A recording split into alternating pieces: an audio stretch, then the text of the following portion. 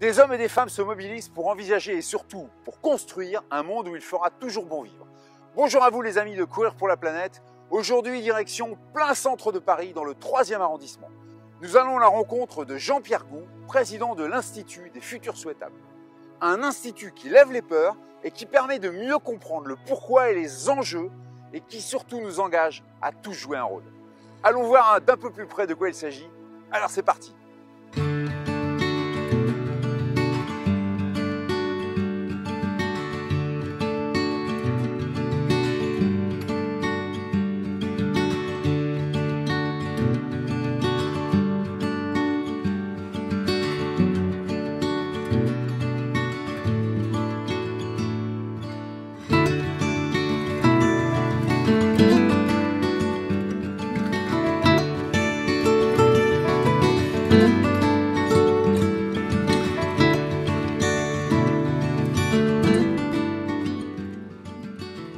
La Terre n'a pas besoin d'être sauvée, elle a juste besoin d'être aimée. Jean-Pierre Gou, bonjour et merci de nous accueillir avec cette magnifique image de notre encore pour un temps si belle planète. Cette phrase est impactante, tellement elle est juste.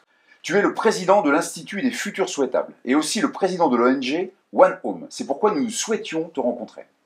Au sein de l'Institut, il est dit « expérimenter parce qu'au pire ça marche ». Ou encore « la fin d'un monde n'est pas la fin du monde ». Je pense percevoir la philosophie. Peux-tu nous en dire un petit peu plus?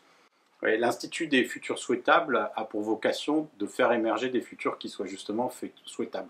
C'est un institut de prospective et aussi une école de la réinvention dans lequel on cherche à libérer les imaginaires pour libérer le présent. Et dans ce cadre-là, c'est très important que les gens puissent se projeter dans le monde d'après.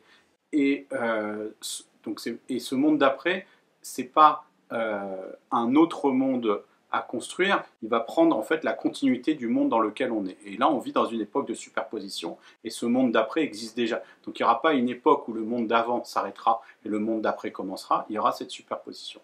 Et pour faire émerger ce monde d'après, on ne sait pas lequel il va être, et si tout le monde attend que son projet soit parfait pour y arriver, ben en fait, on ne va pas avancer. Donc c'est important que les gens osent, et quand on autorise les gens à oser, on les autorise à créer.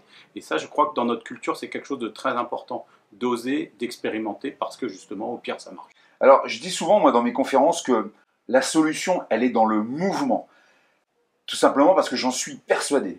Quels sont, d'après toi, Jean-Pierre, les 3 conseils majeurs que tu proposerais à ceux qui nous regardent pour avoir envie d'être dans le mouvement et d'être dans la reconstruction, justement, de ce nouveau monde? Alors, moi, je me méfie toujours un peu du mouvement. Dans le sens où mouvement, il ne faut pas que ça soit égal à gesticulation. Tu vois. Et pour que ce mouvement ait du sens, il faut qu'il ait du sens par rapport à soi. Donc si j'avais 3 conseils à donner, je pense que le premier, c'est de se reconnecter à soi-même. C'est-à-dire que ce mouvement, il est propre à chacun, notre petite note singulière. Et donc il faut être recollé à ça pour justement choisir comment vous voulez participer dans cette mise en mouvement. Je vois trop de gens qui se mettent en mouvement pour imiter les autres et c'est important d'amener sa touche personnelle. La deuxième chose dans cette mise en mouvement, c'est de se connecter à son cœur. Parce que le cœur, c'est l'organe de l'intuition, c'est lui qui dit où il faut aller. Et souvent, on suit son cerveau ou ses plans, mais son cœur est quand même celui qui est le plus juste en général. Et au-delà du cœur, il y a encore une énergie qui est encore plus forte, c'est celle de ses rêves. Et ça revient à qui on est soi-même. C'est souvent quelque chose qui remonte à l'enfance. Et donc, si vous participez à ce changement du monde, autant faire une pierre deux coups et réaliser un de vos rêves. Voilà. C'est un sacré conseil, ça. Alors, de ton côté, Jean-Pierre, tu as une certitude, c'est que les expériences ont un impact sur nos comportements. C'est pourquoi tu as mis en place One Home. Alors, One Home, de quoi s'agit-il? Alors, l'humain apprend non pas dans des livres, mais apprend par imitation ou par expérience, quoi. Et souvent, vous avez dans la vie des expériences qui sont soit traumatisantes, soit émerveillantes, qui peuvent vous changer de manière fondamentale. Dans la problématique, moi, qui m'intéresse, c'est celle de l'écologie. Je trouve qu'il y a toujours des discussions qui sont extrêmement techniques, économiques, et très peu de discussions qui touchent au sujet qui est la Terre. Le problème de la Terre, c'est qu'on ne la voit pas, parce qu'on est dessus, et même si on en voit, si on regarde l'espace, on ne peut pas la voir. Donc on a monté, nous, une ONG qui s'appelle One Home, qui utilise un satellite qui est à 1,5 million de kilomètres de la Terre, et qui est le seul à pouvoir filmer la Terre, toujours éclairée, et on a été les premiers à mettre ces images de la Terre en mouvement.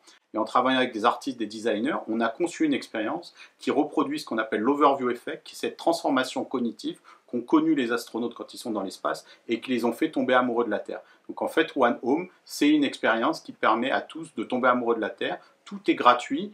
Tout peut être montré dans des écoles, dans des entreprises. Donc tout le contenu qu'on produit avec cette équipe est à disposition de tous. Et c'est vraiment ça qu'on veut essayer, de faire émerger une conscience planétaire par l'expérience et par l'amour de la Terre.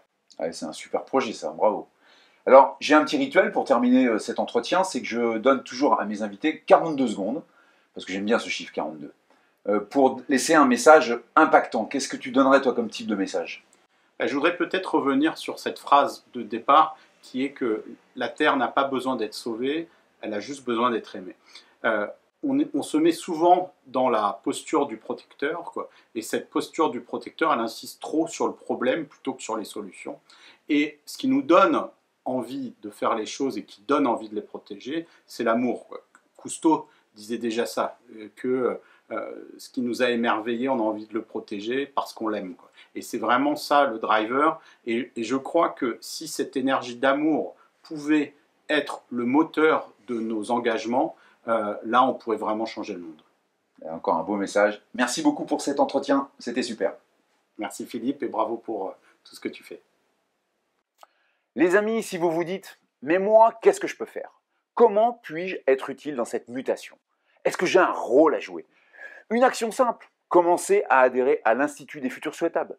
Ils ont déjà 1001 réponses à vous proposer. Ils vous aideront à comprendre les enjeux. Ils pourront même vous faire des propositions de changement. Un monde se termine, les amis, mais un autre apparaît. Devenez vous aussi les maîtres d'œuvre de sa construction. Allez, demain nous repartons pour un nouveau marathon et je suis certain, une nouvelle rencontre époustouflante. D'ici là, portez-vous bien et n'oubliez pas, respectez-vous, respectez-la. Ciao!